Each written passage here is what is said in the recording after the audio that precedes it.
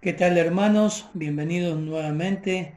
Vamos a dar comienzo al estudio de la palabra de Dios. Hoy nos toca abordar un tema precioso en Primera de Tesalonicenses capítulo 4, versículo 13 al 18. Creo que cuando hablamos de Tesalonicenses siempre nos viene a la mente este pasaje, ¿no?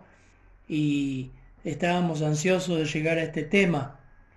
Pero vamos a dar lectura y a notar que este pasaje, que si bien habla de escatología, el propósito del apóstol Pablo no fue dar solamente conocimiento escatológico, sino que tuvo otra razón.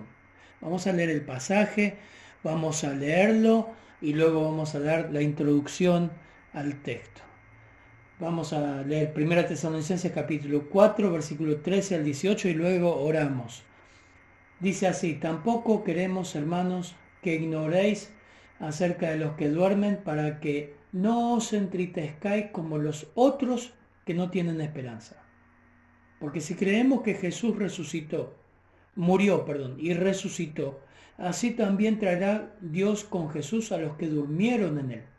Por lo cual os decimos esto en palabra del Señor, que nosotros, que vivimos, que habremos quedado hasta la venida del Señor, no precederemos a los que durmieron, porque el Señor mismo, con voz de mando, con voz de arcángel y con trompeta de Dios, descenderá del cielo, y los muertos en Cristo resucitarán primero. Luego nosotros, los que vivimos, los que hayamos quedado, seremos arrebatados juntamente con ellos en las nubes para recibir al Señor en el aire, y así estaremos siempre con el Señor. Por tanto, alentaos los unos a los otros con estas palabras. Vamos a orar. Padre, gracias por llegar a este hermoso pasaje, un pasaje tan importante que despeja dudas, Señor, y alimenta nuestra esperanza, Señor. Qué hermoso, Señor. Oramos para que tú obres en cada uno de los oyentes, cada uno de los creyentes y cada uno de los que está escuchando y que quizás todavía no es creyente. Que tú abras, Señor, su oído, su corazón espiritual, Señor, tú le des vida, le hagas ver la necesidad de creer en ti, Señor, de depositar su confianza en Cristo, Señor. Oramos, Señor, porque tú suplas cada necesidad en tu nombre. Amén. Bueno, muchas veces este pasaje lo hemos usado, ¿no? Miren, en casi 20 años de aquí de la iglesia en San Miguel, he tenido un montón de sepelios, unos más tristes, unos no tanto, todo sepelio, toda despedida es triste, ¿no? Pero los sepelios de los cristianos que nos ha tocado, uno ve la tristeza de separación de, de un ser querido, separación física, pero sabemos que estaremos con ellos un día y esa bendita esperanza alienta nuestro corazón. No así cuando me ha tocado con sepelios donde no es creyente, la verdad es terrible ver el desosiego, la tristeza, la angustia, la desesperación. Y es algo de lo que Pablo va a estar tocando y hablando en este texto. Es un pasaje muy lindo que lo hemos usado y hoy tenemos el privilegio de estudiarlo. Hermanos, llegamos a una sección de la epístola en la que, como dijimos, el apóstol está dando una serie de exhortaciones, ¿verdad? Muy prácticas. Vimos de capítulo 4, por ejemplo, la conducta sexual que deben tener los creyentes, los hijos de Dios, en medio de un mundo tan perverso, tan pervertido como era el mundo greco-romano y hoy día también. Siguió animándoles y exhortándoles a que abunden en lo que habían aprendido, a que no decaigan en su amor fraternal el domingo pasado, que abunden más y más y que también les exhorta a que trabajen, que no descuiden su responsabilidad de trabajar, de ganar su propio pan, que se ocupen de sus propios negocios. Todas esas fueron exhortaciones muy prácticas. Una congregación muy linda, pero que estaba descuidando algunas áreas. Ahora, Pablo encara otro tema. Pablo sabía que había un área en ellos que le estaba comenzando a afectar. Y era un profundo sentir de tristeza a causa de los hermanos que estaban falleciendo, los hermanos que estaban muriendo. Pablo escribe esta sección, hermanos, para aliviar y consolar la pena y la confusión de los tesalonicenses ante la incertidumbre de qué pasaba con los cristianos que estaban durmiendo o muriendo. Las escrituras nos hablan de que el cristiano duerme, ahora lo vamos a mencionar. Pero ellos estaban en una incertidumbre y Pablo temía por la angustia en la que ellos podían caer. Sabemos que Pablo había enseñado de eventos futuros. Pablo algo les había enseñado en ese corto tiempo que tuvo con la iglesia acerca de que el Señor iba a retornar en gloria. Primera Tesalonicenses capítulo 1 versículo 9 dice: porque ellos cuentan de nosotros la manera que nos recibisteis y cómo os convertiste de los ídolos a Dios para servir al Dios vivo y verdadero. Dice versículo 10: y esperar de los cielos a su Hijo, al cual resucitó de los muertos, a quien nos libra de la ira venidera. ¿Quiénes contaban? Bueno, todas las zonas ajenas a Tesalónica les llegaba la voz del Evangelio, incluyendo esta parte. Ellos divulgaban su fe en Cristo y sabían que esperaban de los cielos a Cristo, el cual resucitó de los muertos, a Jesús, que los libra de la ira venidera. Pablo les enseñó de escatología y se notan los pasajes que estamos viendo. Pero el tiempo pasaba y algunos detalles importantes de la resurrección con Cristo de los creyentes les causaba problemas. O sea, ellos ignoraban esto. Y había, hermanos, también falsa enseñanza que rodeaba a estos creyentes. No muchos meses después, en el mismo año 51, Pablo escribe la segunda carta a los tesalonicenses. Y allí les exhorta acerca de falsos maestros que están influenciando la iglesia con falsa enseñanza, obviamente. Segunda de Tesalonicenses, si usted quiere buscar ahí, capítulo 2, versículo 1, Pablo dice: pero con respecto a la venida de nuestro Señor Jesucristo y nuestra reunión con Él, os rogamos, hermanos, que no os dejéis mover fácilmente de vuestra forma de pensar, ni os conturbéis, ni por espíritu, ni por palabra, ni por carta, como si fuera nuestra, en el sentido de que el día del Señor está cerca. Nadie os engañe en ninguna manera, porque no vendrá sin que antes venga la apostasía. Bueno, Pablo está advirtiendo ahí de que ellos ya tenían la influencia de falsos maestros con respecto a estos temas. Así que el propósito de Pablo en este texto, lo que mueve o lo que motiva al apóstol Pablo, es exhortar a estos hermanos en cuanto a la ignorancia de ellos, en cuanto a la muerte de un cristiano. Así que el texto nos va a llevar a estudiar qué pasa con los cristianos cuando mueren. ¿Qué pasa con un cristiano cuando parte de este mundo? Versículo 13 dice: tampoco queremos, hermanos, que ignoréis acerca de los que duermen, para que no os entristezcáis como los otros que no tienen esperanza. Así introduce Pablo su enseñanza, su preocupación, la ignorancia que ellos tenían en cuanto a esta realidad. La palabra duermen, que se repite 3 veces en esta cita, es una metáfora de la muerte de los que son en Cristo. O sea, es una metáfora de la muerte de todo aquel que ha creído en Cristo. Versículo 14 lo dice: porque si creemos que Jesús murió y resucitó, así también traerá Dios con Jesús a los que durmieron en él. Es una metáfora. Ahora, es muy importante entender, hermanos, que en el Nuevo Testamento, cuando habla de dormir, el dormir se refiere al cuerpo, no al alma. ¿Me entiende? Está refiriéndose al cuerpo. Esa falsa enseñanza de que las almas están por ahí dando vueltas en un estado inconsciente en la otra vida o que quedó dormida en la tumba, no es bíblica, hermanos. En las escrituras, algunas solamente de las citas, nos refiere el apóstol Pablo en 2 Corintios capítulo 5, versículo 8, muy conocido. El apóstol Pablo dice, pero confiamos y más quisiéramos estar ausentes del cuerpo y presentes al Señor, ausentes del cuerpo, presentes al Señor. Eso está hablando de algo consciente.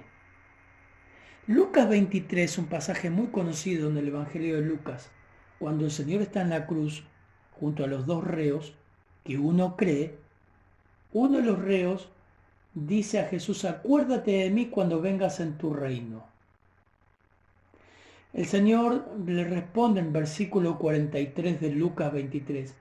Entonces Jesús le dijo, de cierto te digo que quedarás un poco dando vuelta por ahí, tu cuerpo estará en la tumba y luego te resucitaré y estarás conmigo. No, el Señor le dice en versículo 43, de cierto te digo que hoy estarás conmigo en el paraíso. El creyente parte de este mundo, hermanos, presente en Cristo. Va con Cristo. Eso nos dicen las Escrituras.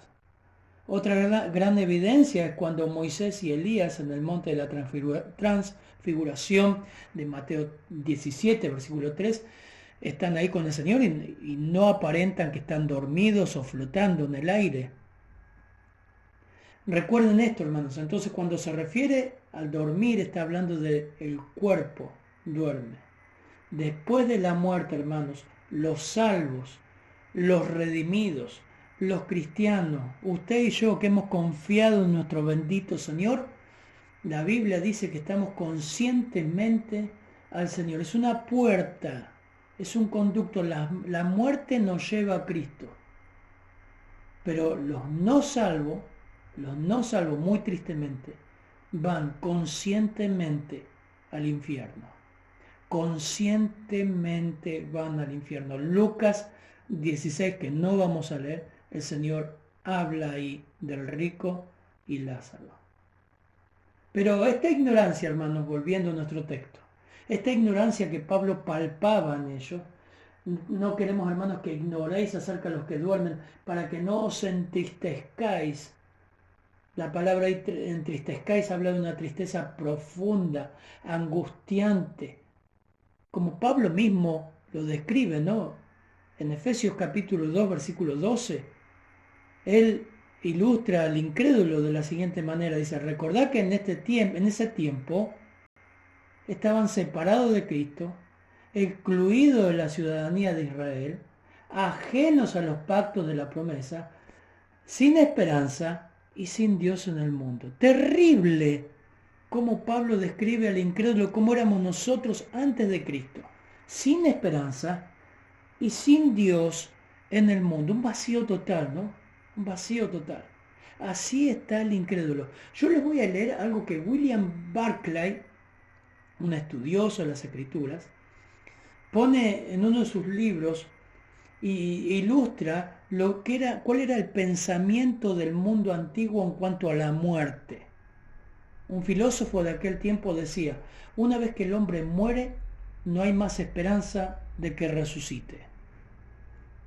Otro, de esa época antigua, dice, mientras hay vida, hay esperanza, pero no la hay para los muertos. La esperanza muere. Otro escribió, una vez que se apaga nuestra breve lumbrera, no nos queda más que una perpetua noche en la que no podemos hacer más que dormir eternamente. Y se dice que entre las muchas lápidas antiguas había escritos que decían, no era, llegué a ser, ya no soy y no me importa más nada. Terrible, ¿no?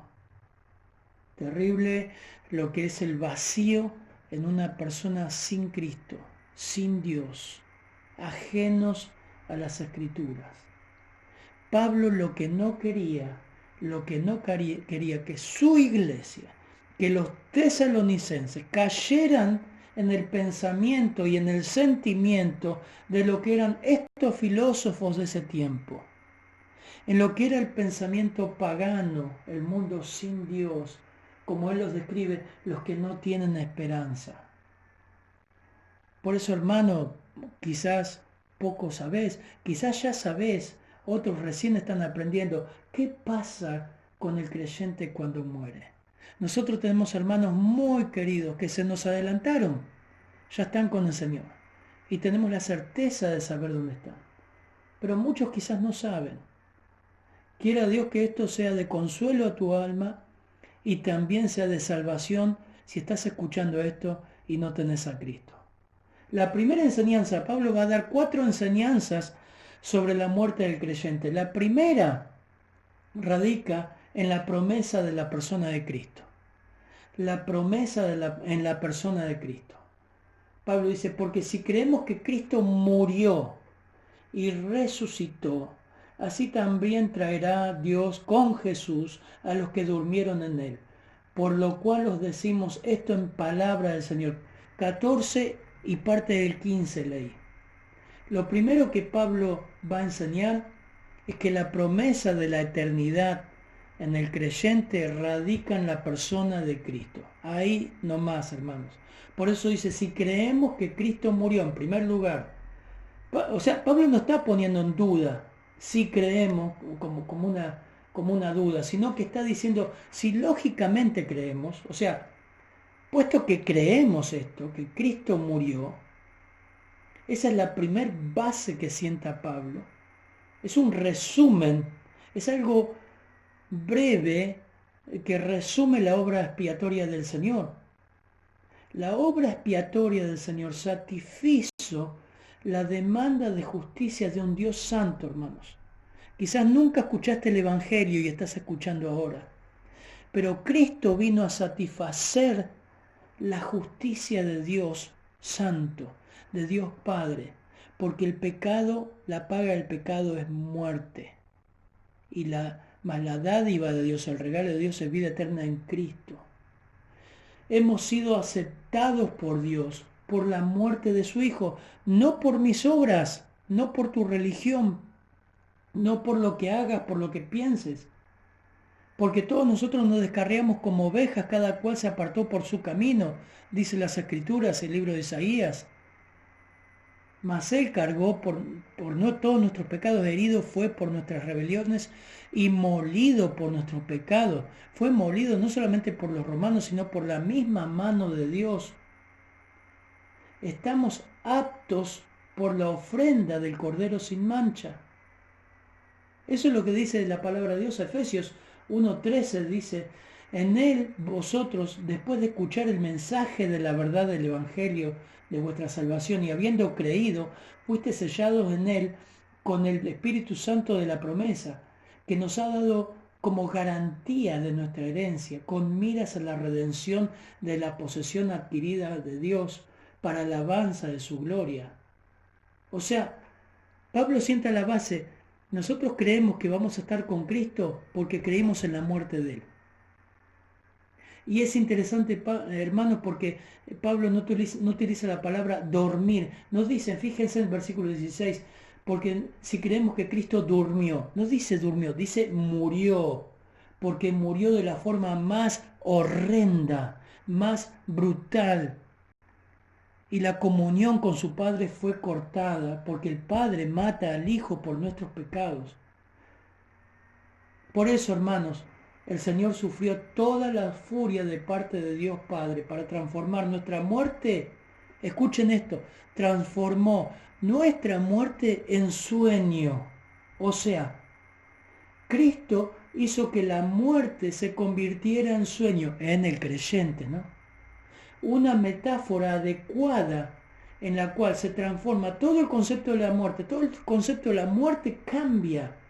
Y esto era por primera vez estaban escuchando los creyentes. Cristo hizo que el dormir fuera el nombre que la muerte tendría en toda la iglesia a través de los siglos. En segundo lugar, el apóstol Pablo dice que resucitó. Me trae la memoria de Romanos 4:25, el cual fue entregado por nuestras transgresiones y resucitado para nuestra justificación. ¿Ven? Pablo en primer lugar enseña que la promesa de nuestra resurrección radica en la persona de Cristo, en su muerte y en su resurrección. La resurrección, hermanos, es una prueba que conquistó el pecado y la muerte. La resurrección también indica que el Padre aceptó su sacrificio. Es muy importante la resurrección de Cristo. 1 Corintios 15:20 nos dice el apóstol Pablo: mas ahora Cristo ha resucitado de los muertos, primicia de los que durmieron es hecho, por cuanto la muerte entró por un hombre, ¿se acuerdan? Por Adán, también por un hombre, o sea, Cristo, la resurrección de los muertos. Y Pablo comienza sentando las bases ahí, a los hermanos de los tesalonicenses. ¿Ustedes creyeron que Cristo murió? Amén. ¿Creyeron que resucitó? Amén. De la mano va nuestra resurrección. Porque dice, así también traerá Dios con Jesús a los que durmieron en el versículo 14. Esto mismo dice Pablo en 1 Corintios 15. He aquí os digo un misterio. 1 Corintios 15, versículo 51. No todos dormiremos, pero todos seremos transformados en un momento, en un abrir y cerrar de ojos, a la final trompeta, porque se tocará la trompeta, y los muertos serán resucitados incorruptibles, y nosotros seremos transformados, porque es necesario que esto corruptible se vista de incorrupción, y esto mortal se vista de inmortalidad. Y cuando esto corruptible se haya vestido de incorrupción, estoy leyendo 1 Corintios 15, 54, y esto mortal se haya vestido de inmortalidad, entonces se cumplirá la palabra que está escrita: sorbida es la muerte en victoria. ¿Dónde está, oh muerte, tu aguijón? ¿Dónde, oh sepulcro, tu victoria? Cristo murió, Cristo resucitó. Y ahora, en tercer lugar, Pablo, en que la promesa radica en la persona de Cristo, en nuestra resurrección, también dice: no solamente Cristo murió, resucitó, sino que lo reveló. La base para creer esta doctrina es que Cristo lo reveló. Por lo cual os decimos, versículo 15, esto en palabra del Señor. O sea, la enseñanza que está comenzando a dar Pablo acá sobre los eventos y el arrebatamiento de la iglesia, no era una fábula inventada por los filósofos, no era una especulación propia. Evidentemente también, hermanos, lo que vamos a ver ahora del versículo 17, 16, 17, usted dice, bueno, pero pastor, esto no está en los evangelios. Es verdad, no está, no hay detalles en los evangelios del arrebatamiento. Pero Pablo, siendo inspirado por Dios, dijo: os decimos esto en palabra del Señor. En algún momento el Señor, como fue Pablo también un instrumento escogido, dicho por el Señor mismo, le reveló detalles de su plan del arrebatamiento a la iglesia y de lo que sucedería con el creyente. ¿Qué pasa con cada creyente que muere o murió, hermanos? Pablo comienza sentando tres bases: la verdad de su muerte, la verdad de su resurrección, la verdad de que esta verdad que vamos a ver doctrinal está avalada por la palabra del Señor, no es un invento de Pablo, y de que cada creyente que muere va a su presencia. Su cuerpo duerme, pero un día Dios le resucitará. Así que esto nos lleva a la segunda enseñanza. Y cuando nosotros comenzamos a observar, a ver un texto, a estudiar un texto, lo observamos primero. Y una de las cosas que observamos, aparte de las palabras clave, las palabras que se repiten, es quién habla, a quién habla, qué le dice, por qué lo dice, quiénes participan en lo que se dice, y eso es el segundo punto. ¿Quiénes participan acá? Versículo 15 dice, por lo cual os decimos, en la enseñanza, en la segunda enseñanza que Pablo da, va a estar hablando de dos grupos, va a estar señalando dos grupos. Por lo cual os decimos esto en palabra del Señor, que nosotros que vivimos, que habremos quedado hasta la venida del Señor, no precederemos a los que durmieron. Acá Pablo habla de dos grupos. ¿Quiénes son los que participan? Bueno, primero se refiere a los que vivimos, a los que estén hasta que el Señor venga. El segundo grupo es los que durmieron. ¿Me siguen? Versículo 15. Todos los creyentes que hayan partido con el Señor. Todos, todos. Por eso dice, por lo cual decimos esto en palabra del Señor, que nosotros los que vivimos, que habremos quedado hasta la venida del Señor, no precederemos a los que durmieron. Pasado. Ahora, algo interesante de lo que está Pablo diciendo acá en ambos grupos que participarán de este mega evento, este majestuoso evento, algo que notamos del apóstol Pablo es que él se incluye entre los que viven. Es interesante, ¿no? Pablo esperaba inminentemente la venida del Señor en sus días. Pablo creía que el Señor venía mientras él esté vivo. Pero lo interesante de esto, hermanos, es que Pablo no cayó en dos errores comunes que han caído muchos y falsos maestros también a lo largo de la historia. El primer error es especular sobre fechas y eventos. Ha habido un montón de gente que ha dado fechas que el Señor volvería, o acontecimientos. Miren, está pasando esto, la Primera Guerra Mundial, la Segunda Guerra Mundial, distintos acontecimientos a lo largo de la historia de la Iglesia. Muchos han tirado fechas, años, meses en que el Señor volvería, y han especulado con eso. Pablo no hizo eso. Pablo se sometió a lo que seguramente conocía del Señor. Mateo 24 dice el día, el Señor dijo el día y la hora, nadie la sabe. Hechos 1:7, los ángeles y el mismo Señor le dice a los discípulos, no les toca saber a ustedes los tiempos o las sazones que el Padre puso en su sola potestad. Luego los ángeles dicen a los discípulos, así como han visto al Señor irse, así el Señor va a venir, porque están mirando el cielo.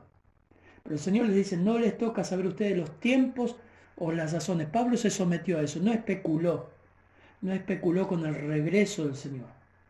Pero tampoco tuvo el segundo error, de que Pablo pensaba, quizás decía, bueno, el Señor se tarda en venir, o lo veía como una nebulosa en el futuro, y era muy aplacado en ese tema. Pablo vivía cada día como que el Señor ya venía. Pablo vivía así. Y acá Pablo, hermanos, en el versículo 15, une a ambos grupos. Les está diciendo que el Señor viene, los que quedaron atrás no serían olvidados. Ven, dice, no precederemos a los que durmieron. Seguramente los tesalonicenses pensaban, estos hermanos quedaron atrás y el Señor viene. ¿Qué va a pasar con ellos? Bueno, Pablo dice, no es así. No precederemos, no seremos mejores que ellos. No había una precedencia, no estaríamos más adelantados que los que durmieron. No habría ventaja alguna, le está diciendo Pablo. Quienes mueran antes del Señor, antes que el Señor venga, no serían inferiores a los que estamos vivos. Por eso Pablo dice en 1 Corintios 15:51, y aquí les digo un misterio, no todos dormiremos, pero todos seremos transformados. Esa es la idea. Pablo está diciendo en segundo lugar, todos, involucra a todos. ¿Quiénes participarán de este evento? Todos los que creyeron en Cristo Jesús. Todos los que durmieron y los que estén vivos. ¿eh? Recuerden que la enseñanza gnóstica negaba la resurrección de los cuerpos. Ese es el tema de 1 Corintios capítulo 15. Si leen 1 Corintios capítulo 15, Pablo se refiere a los que negaban la resurrección del cuerpo. Si niegan eso, el Señor tampoco resucitó, dice Pablo. Así que esto realmente, hermanos, era una verdad nueva para la iglesia y muy, muy, muy consoladora. Esperamos al Señor, pero nuestros hermanos queridos, amados, que se adelantaron, que durmieron, no quedaron atrás, van delante. Y ellos son los primeros, y son los primeros que recibirán un cuerpo glorioso. Luego nosotros, dice Pablo, seremos transformados. Bueno, obviamente, 1 Corintios capítulo 15, versículo 52, dice que ese momento será un abrir y cerrar de ojos, algo inimaginable, lo grandioso que será, lo glorioso que será ese momento. En tercer lugar, la tercera enseñanza que Pablo nos da es que describe a grandes rasgos, describe el plan de Dios para la iglesia en ese momento. Vamos a este versículo 16, porque el Señor mismo, con voz de mando, con voz de arcángel y con trompeta de Dios, descenderá del cielo, y los muertos en Cristo resucitarán primero. Luego nosotros, los que hayamos vivido, los que hayamos quedado, seremos arrebatados juntamente con ellos en las nubes para recibir al Señor en el aire.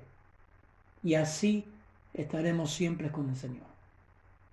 Ya Pablo tranquilizó a la iglesia en cuanto a los seres queridos que ya durmieron.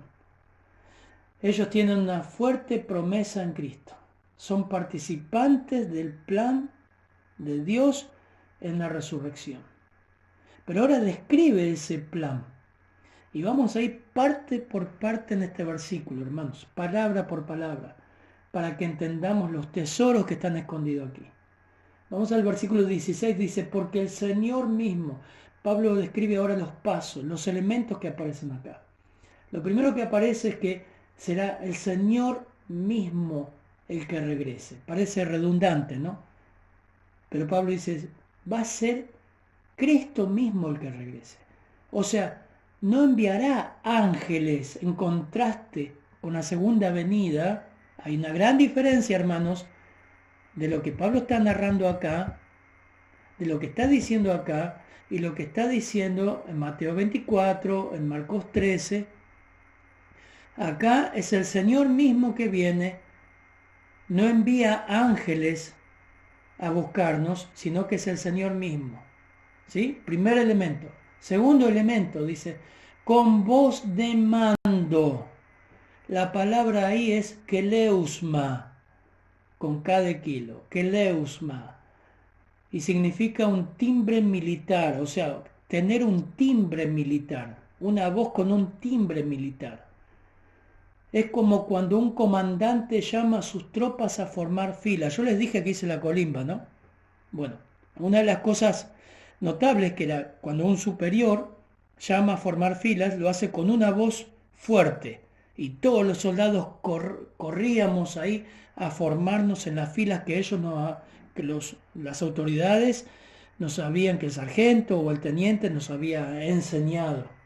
Bueno, esa voz utiliza Pablo, esa forma, keleusma, timbre militar, voz de mando. O sea, imaginemos esto, los santos muertos, los hermanos que han fallecido, que están en el Señor, se unirán en filas con los creyentes vivos arrebatados.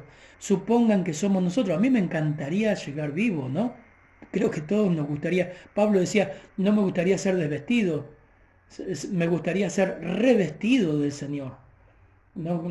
Pablo, nadie quiere pasar la muerte, ¿no?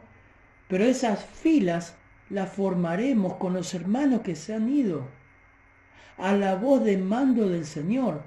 Esa voz de mando imagino que será como Juan capítulo 11, versículo 43, cuando dice, Lázaro, ven fuera. A su orden salió Lázaro. Recuerden que era Estaba muerto hace 3 días. Juan 5:25 dice, en verdad os digo que viene la hora y ahora es cuando los muertos oirán la voz del Hijo de Dios y los que oigan vivirán. Hermanos, esto habrá sido un gran consuelo para los tesalonicenses, como es para nosotros. Seguro que si estás escuchando esto, se te pone la piel de gallina, ¿no? Pensar que el Señor nos va a llamar por nombre, va a ser una voz ahí llamándonos a unirnos con Él. Y dicen en tercer lugar, con voz de arcángel, versículo 16, con voz de arcángel. Literalmente dice un arcángel, la traducción es un arcángel. La escritura, el único arcángel que nombra en Judas 9 es el arcángel Miguel. Se dice que la tradición judía hablaba de 7 arcángeles. No importa, hermanos. Lo que nos dice acá el texto es lo que sí sabemos, es que un arcángel con voz también estará ahí al mando del Señor. Bajo el mando del Señor habrá otro arcángel que llame. No lo puedo imaginar. Con voz de arcángel, con voz de mando y con voz de arcángel. Y en cuarto lugar dice, con trompeta de Dios. Yo sé que está pensando, hermano, y me estará pensando diciendo, bueno, pero pastor, ¿cómo será eso? No lo sé, hermano. No nos da más detalles, somos curiosos. Nos gustaría estar pensando en eso como si viéramos una película, ¿no? Pero Pablo acá estaba limitado a darle estos detalles para que ellos recibieran consuelo de que habrá un acontecimiento mundial, universal, que juntará, los participantes serán creyentes muertos de todos los tiempos que están durmiendo juntamente con los que estén vivos. En cuarto lugar, dice con trompeta de Dios. La trompeta, hermanos, habla mucho en las escrituras en el Antiguo Testamento. Generalmente se usaba para la batalla, para el triunfo, para alarma, para congregar al pueblo.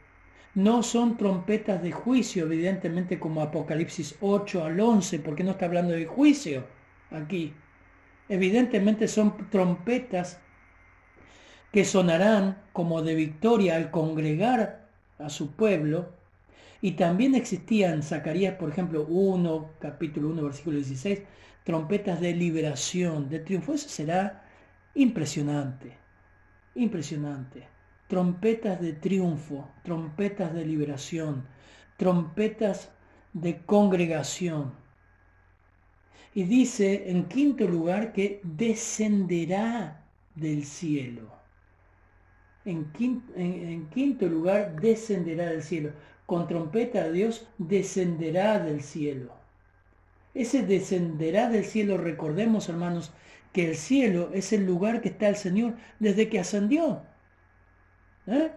En Hechos capítulo 1, versículo 10, y estando mirando fijamente al cielo mientras él ascendía a los discípulos, Hechos 1:10, aconteció que se presentaron junto a ellos 2 varones en vestiduras blancas, que les dijeron, varones galileos, ¿por qué estáis mirando al cielo? Siempre les digo cuando leo este pasaje, no los imagino a los discípulos como yo estaría, asombrados con la boca abierta mirando al cielo. Este mismo Jesús que ha sido tomado de vosotros al cielo, vendrá de la misma manera, tal como le habéis visto ir al cielo. Impresionante. El Señor descenderá del cielo, sin tocar la tierra. Y dice el versículo, dice también, y los muertos, el versículo 16, y los muertos en Cristo resucitarán primero. Acá Pablo es más categórico que en 1 Corintios 15. Acá dice, incluye la palabra primero. Los santos que han dormido, los santos que han fallecido, no van a ser inferiores a los que estén vivos. Sus cuerpos glorificados se van a unir, hermanos, a su espíritu glorificado para hacerlos a la imagen de Cristo, como escribió Juan. Juan en 1 de Juan escribió capítulo 3, versículo 2, amados, ahora somos hijos de Dios y aún no se ha manifestado lo que habremos de ser, pero sabemos que cuando Él se manifieste seremos semejantes a Él porque le veremos tal como Él es. Y todo el que tiene esta esperanza puesta en Él se purifica así como Él es puro. Pablo agrega en 1 Corintios 15, 52, dice, esto será en un momento, en un abrir y cerrar de ojos a la final de la trompeta, porque se toca la trompeta, y también ahí lo pone, si bien no dice primeramente, los muertos serán resucitados incorruptibles. Y en segundo lugar, 1 Corintios 15, 52, y nosotros seremos transformados. Siempre Pablo consideraba que él participaría del arrebatamiento, que él quedaría vivo hasta el encuentro con el Señor. En séptimo lugar, versículo 17, dicen, luego nosotros, ahora, como les decía, Pablo creía que llegaría hasta ese evento vivo. Luego nosotros, los que vivimos, los que hayamos quedado, seremos arrebatados juntamente con ellos en las nubes para recibir al Señor. Acá lo dice claramente, hermanos, en el aire. El Señor no toca tierra aquí. Esta es la diferencia con la segunda venida. Y así estaremos siempre con el Señor. La palabra arrebatados es la palabra harpazo y significa apoderarse, arrebatar, acto violento. Lo describe como un acto violento, irresistible y fuerte. Juan 10 es uno de los tantos pasajes que utiliza esta palabra. Juan 10, versículo 29, el Evangelio de Juan, capítulo 10, versículo 29, dice, mi Padre que me las dio, obviamente el sujeto ahí es las ovejas, es mayor que todos y nadie las puede arrebatar de la mano de mi Padre. Mi Padre y yo uno somos. O sea, nadie puede arrebatar por la fuerza a la oveja de la mano de mi Padre. Qué hermoso, entre paréntesis, ¿no? Qué hermoso texto que nos da seguridad a todo aquel que ha creído en Cristo, que realmente ha creído, que ha puesto su confianza en el sacrificio expiatorio de Cristo, que ha ido por perdón a Dios por sus pecados, ha confiado en el perdón de Dios. Y el Padre dice que nos tiene, a los que confiamos en Cristo, nos tiene en su mano. Nadie nos puede arrebatar. Nadie puede hacer harpazo, quitarnos. Pero aquí esa es la palabra que utiliza Pablo y el Señor a través de Pablo para describir este evento. Será un evento violento, irresistible, fuerte, donde el Señor se apoderará de nosotros, los que vivimos, y resucitará a los que creyeron en Cristo. Y dice ahí, recibiremos juntamente con ellos, con los que durmieron en Cristo, recibiremos al Señor en el aire. En el aire. Y la palabra recibiremos ahí es la palabra apántesis y significa un encuentro amistoso, precioso. Es sinónimo de la palabra paralambano, recibir. Significa un encuentro amistoso, recibir. Será un encuentro amistoso con el Señor. Qué hermoso evento. ¿Cómo estaría consolando Pablo a los corazones de los tesalonicenses en este área, ¿no? Qué distinto lo que los filósofos de ese tiempo creían. Algo, hermanos, que el pastor MacArthur describe acerca de este evento tan impresionante que es el arrebatamiento de la iglesia. Él dice lo siguiente en un cuadro: el tiempo del arrebatamiento no puede discernirse de solo este pasaje, pero cuando se lee con otro texto sobre este tema, Juan 14:3, Apocalipsis 3:10, 1 Corintios capítulo 15, versículos 51 a 52, Filipenses 3, y se comparan con textos que citan el día del juicio, otro texto, otro conjunto de textos que es Mateo 13, Mateo 24, Apocalipsis 19, del 11 al 21, queda claro que no hay mención alguna de juicio en los pasajes del arrebatamiento, mientras que en los segundos sí. Por lo tanto, es necesario concluir que el arrebatamiento ocurre en un tiempo diferente al juicio. O sea, lo mejor sería separar ambos acontecimientos. El arrebatamiento se producirá en manera inminente, antes de los elementos del juicio descrito en las Escrituras que llevan a la segunda venida en juicio. Más fácil, hermanos, más fácil. Primera de Tesalonicenses capítulo 1, versículo 10. Los mismos hermanos, en la doctrina que Pablo había enseñado, ellos aseveraban que el Dios vivo, para servir al Dios vivo y verdadero y esperar de los cielos a su Hijo, el cual resucitó de los muertos, a Jesús, quien nos libra de la ira venidera. O sea, eso ya tenían en claro eso. Ya tenían en claro.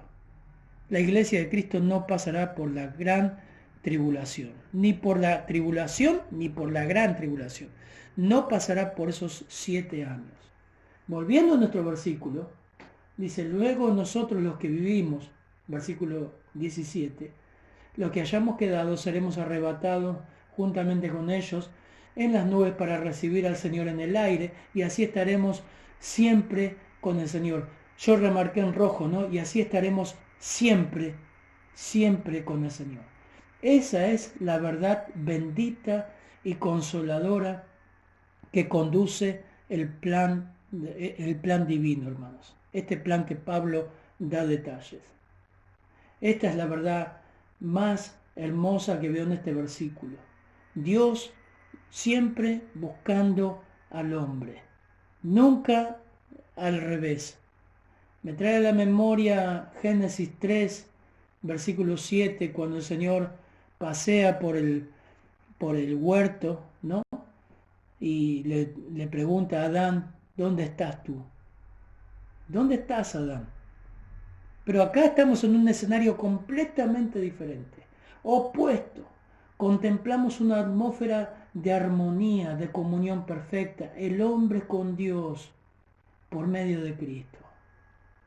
Por ello Pablo, en último lugar, refuerza el propósito de esta enseñanza. En cuarto lugar, su propósito, ¿no? La enseñanza tenía un propósito. Por tanto, alentaos los unos a los otros con estas palabras. ¿Cuáles palabras? Las que acabo de dar, hermanos. Yo no lo inventé, estoy explicando el texto de Primera de Tesalonicenses capítulo 4, versículo 13 al 18. Pablo está enseñando ahí acerca de qué pasa con el creyente que muere. Y el propósito de esas enseñanzas no era un conocimiento escatológico, era para alentarlos. Y la palabra alentarlos, ahí en versículo 18, es paracaleo. Significa llamar cerca, invitar, rogar, alentar, amonestar, animar, confortar, consolar. Era consolarlos. Es el consuelo alentador, hermanos, que Dios concede a cada creyente de saber que Cristo regresará por nosotros un día. Y en ese acontecimiento monumental que recién describimos, hermanos, nos uniremos con los creyentes muertos, los creyentes que nos precedieron. Y ambos grupos, los que durmieron en Cristo, los que estemos vivos, experimentaremos una transformación completa en cuerpo y alma para estar siempre con Cristo. ¡Qué hermosura! ¿Qué podemos agregar a esto? Pablo en Tito, capítulo 2, versículo 13, describe el regreso de Cristo de esta manera, aguardando la esperanza bienaventurada y la manifestación de la gloria de nuestro gran Dios y Salvador, Cristo Jesús. Estamos aguardando la esperanza bienaventurada y la manifestación de la gloria de nuestro gran Dios y Salvador en Cristo Jesús, quien se dio a sí mismo por nosotros para redimirnos de toda iniquidad y purificar para sí un pueblo para posesión suya, celoso de buenas obras. Quiera Dios que haya consolado, hermano, tu corazón, alentado, que Dios utilice esto para alentar a otros que han perdido un ser querido, para compartir el Evangelio. Si no tenés esta esperanza, si no tenés a Cristo, estás solo, sin Dios en el mundo. Necesitas reconciliarte con Dios. Necesitas nacer de nuevo. Y ese nacer de nuevo viene de Dios. Lo que Dios revela en su palabra, que necesitas arrepentirte de tus pecados, saber que eso te condena, te aleja de Dios, que pasarás la eternidad separado de Dios en un estado consciente. Y Dios hoy te brinda salvación a través de Cristo. Y te da esta esperanza de un día estar morando eternamente con Él y tus seres queridos. Necesitas ir a Cristo, pedirle perdón por tus pecados, pedirle que Él conduzca tu vida, humillarte ante Él y pedirle que Él sea el Señor y el dueño de tu vida. Hasta ahora manejaste tu vida como se te dio la gana. Hiciste de tu vida tu barco con tu timón. Necesitas ir a Cristo y que Él maneje tu vida. Humillarte. Vamos a orar. Padre, gracias por tu palabra. Gracias, Señor, por esta esperanza bendita. Gracias porque la muerte no es el final, Señor. Solamente es un paso para estar por siempre contigo, Señor. Gracias porque el día que partamos, sabemos que abriremos nuestros ojos a ti, Señor. Oramos para que los que no tienen esta esperanza, tú le des vida, Señor. Y vayan a ti, Señor. Se humillen a ti. Busquen ayuda, comiencen a leer tu palabra, a escuchar tu palabra, Señor. Sabiendo que las obras, Señor, lo que ellos sean, lo que somos, Señor, no nos conducen a ti. Nuestras obras no nos limpian de pecado, sino tu sangre, Señor. El sacrificio que hiciste por nosotros. Éramos pecadores culpables, Señor. Y tú pagaste nuestra multa, pagaste por nuestro pecado. Gracias, Señor. Oramos en Cristo Jesús. Amén.